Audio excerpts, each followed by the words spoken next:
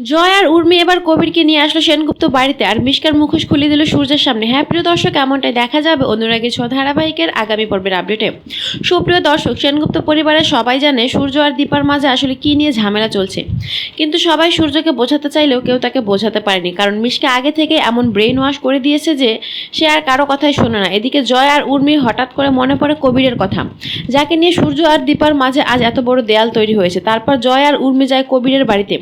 সেখানে গিয়ে দেখে 2-3 দিন আগেই কবির দেশে ফিরেছে। তারা তো কবিরকে দেখে খুব খুশি। এবার মনে হয় তারা দীপার আর সূর্যের সংসারটা বাঁচাতে পারবে। কিন্তু কবির বলে, আমি অনেকবার বোঝানোর চেষ্টা করেছি, কিন্তু ডক্টর সূর্য সেনগুপ্ত কিছুতে আমার কথা বিশ্বাস করছে না। তখন উর্মি বলে উঠল, এই সব কিছুর মূলেই রয়েছে মিশকা। ও দাদাইকে আপনার আর দিদির ব্যাপার এত আজে বাজে কথা বুঝিয়েছে, দাদাই আর কারো কথাই শুনছে না।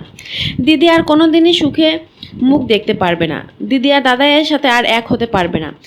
কথা শুনে কবিরের খুব কষ্ট হয়, আর বলে, আমি এখন যখন ছিলাম এখানে তখন মিশকা মাঝে মাঝেই এখানে আসতো আর সূর্য আর দীপার ব্যাপারে অনেক কিছুই বলতো। তাহলে মিশকাই এত কিছুর জন্য দায়ী?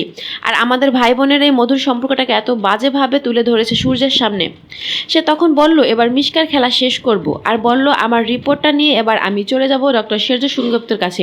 এই বলে সে জয় আর উর্মির সাথে চলে যায় সেনগুপ্ত বাড়িতে, আর সূর্যকে দেখায় রিপোর্টটা। আর সূর্য এসব দেখে মনে মনে মিশকার আগের সব কুকীর্তির কথা ভাবতে থাকে, আর বলে, মিশকা এসব নোংরা কাজ করতেই পারে, কারণ এর আগেও ও অনেকবার এসব করার চেষ্টা করেছে। তো প্রিয় দর্শক, এবার কি সবটা প্রমাণ হয়ে যাবে সূর্যের সামনে?